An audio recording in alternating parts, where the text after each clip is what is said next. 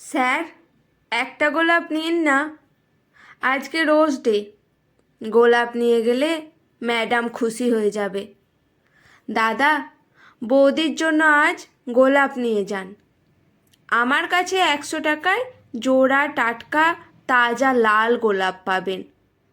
দোকানে আজ per piece 100 নিচ্ছে, এই আমি সস্তায় দিচ্ছি। হাতিবাগান মোড়ের বিখ্যাত জ্যামে আটকে আছে একের পর এক প্রাইভেট গাড়ি। সেই গাড়ির কাছে টোকা দিয়ে দিয়ে গোলাপ ফুল বিক্রি করছে 7 থেকে 12 বছর বয়সী বিভিন্ন ছেলে মেয়ে। প্রত্যেকের হাতে একরাশ করে টাটকা তাজা লাল গোলাপ ফুল।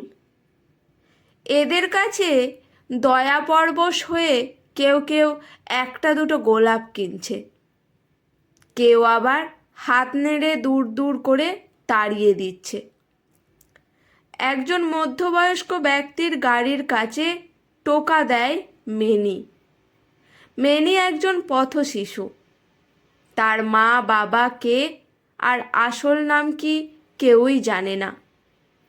লেবু, পটকা, কেটি, লবণ সবার সাথে সে ফুটপাতে বড় হয়েছে।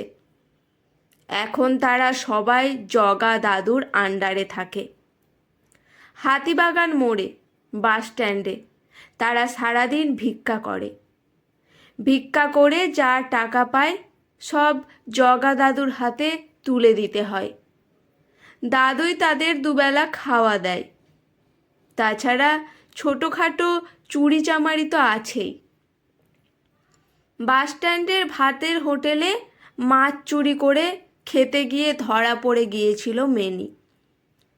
হোটেল মালিক সেই সময় তাকে বেদম পিটিয়েছিল। তারপর জগা দাদু গিয়ে সেখানে মীমাংসা করে। মেনি এখন সেই ভাতের হোটেলে দিনের বেলায় বাসন ধোয়ার কাজ করে। বিনিময়ে দুপুরে মাছ ভাত খেতে পায়।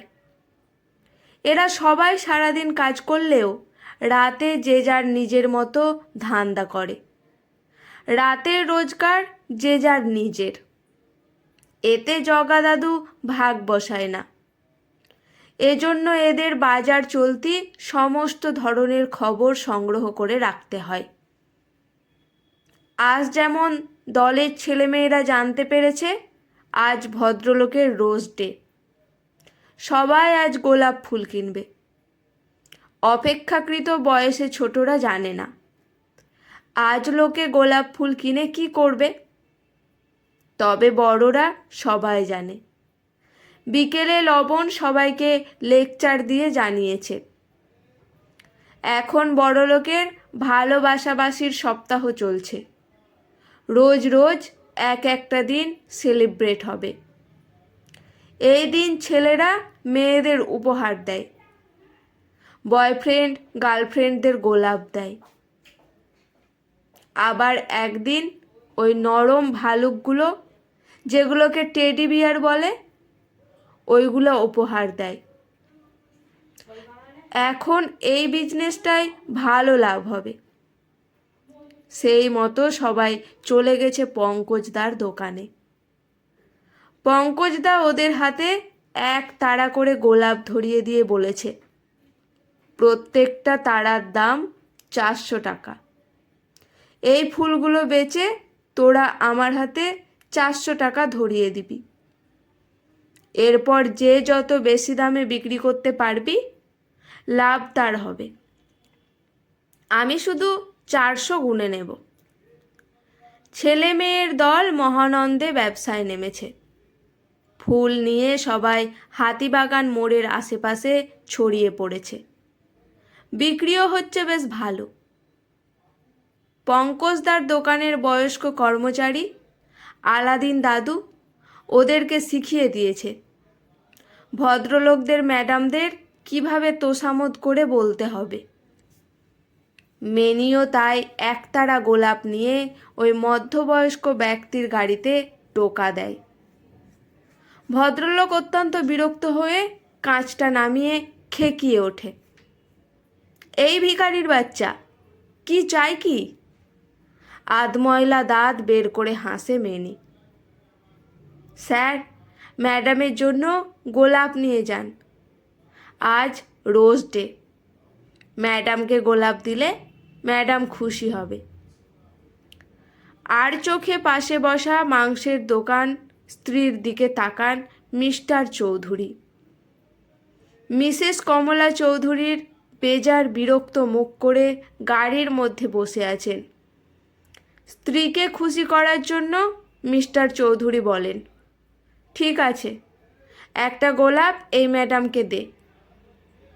কত দাম রে? এতদিন ধরে বড় লোকদের দেখতে দেখতে একটা আন্দাজ হয়ে গেছে মেনির। সে ফট করে বলে, 100 টাকা। তৎক্ষণাৎ সোজা হয়ে বসেন মিসেস চৌধুরী। কি বললি? 100 টাকা? মগের মুলুক নাকি? একটা গোলাপের দাম 100 টাকা? চালাকি পেয়েছিস? মেনি বোঝাবার চেষ্টা করে, আজকে রোজ ডে ম্যাম, গোলাপের হেভি ডিমান্ড। আমার তো সব বিক্রি হয়ে গেল, এই কটা শুধু আছে, তার মধ্যে আপনি নেন একটা।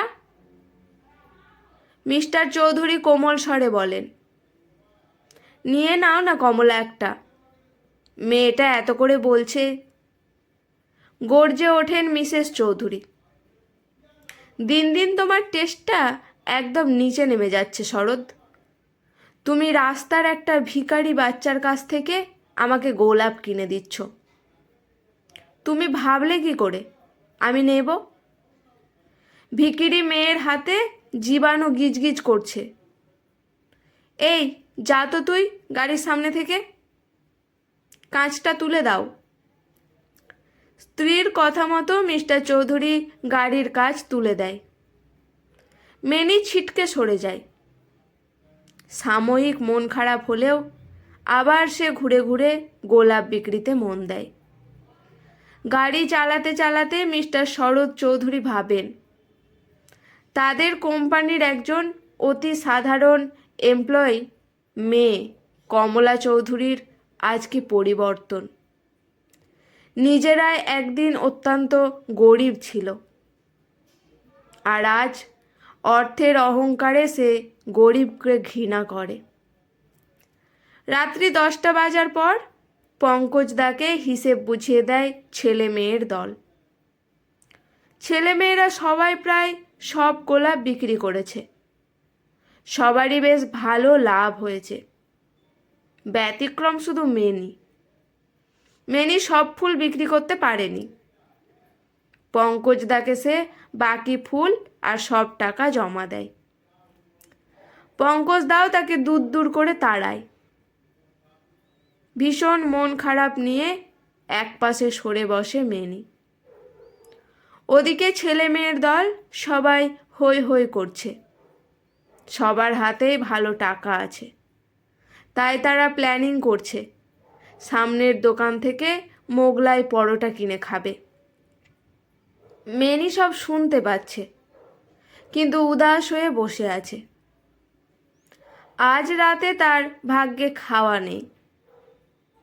এমন সময় মেনির হাত ধরে টানে লবণ। চল মেনি, মোগলাই খাবো। হাত উল্টায় মেনি। আজ 1 টাকাও রোজগার করতে পারিনি, খাবো কি করে? আরে আজ সবার রোজ ডে, ভালোবাসাবাসির দিন। গরিব বলে আমরা কি রোজ ডে পালন করব না? চল আমরাও সবাই রোজ ডে করব। তোকে আমি মোগলাই খাওয়াবো। মোগলাই খাবার কথা শুনেই মুখটা যেন চকচক করে ওঠে মেনির। সত্যি সত্যি আমাকে মোগলাইও খাওয়াবি লবণ? তুই কত ভালো রে। লবণ এসে মেনির হাত ধরে। তুই তো আমার গার্লফ্রেন্ড রে, তোকে ছাড়া আমি কিভাবে একা খাবো? তারপর নিজের জামার বুক পকেট থেকে একটা বড় লাল গোলাপ বের করে মেনির রুক্ষ চুলে গুজে দেয় লবণ। এবার তোকে খুব সুন্দর লাগছে মেনি। মেনি লাজুক হাসে।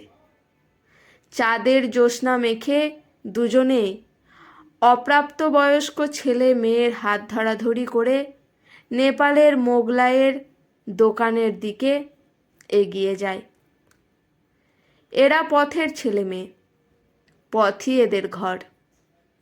পথে এরা ভালোবেসে সংসারের স্বপ্ন দেখে, আবার এখানেই হারিয়ে যায়। আজকের গল্পটি এখানেই সমাপ্ত। গল্পটি কেমন লাগলো অবশ্যই কমেন্ট করে জানাবেন। গল্পটি শুনে ভালো লেগে থাকলে চ্যানেলটি সাবস্ক্রাইব করে লাইক করে আমার পাশে থাকবেন। ধন্যবাদ।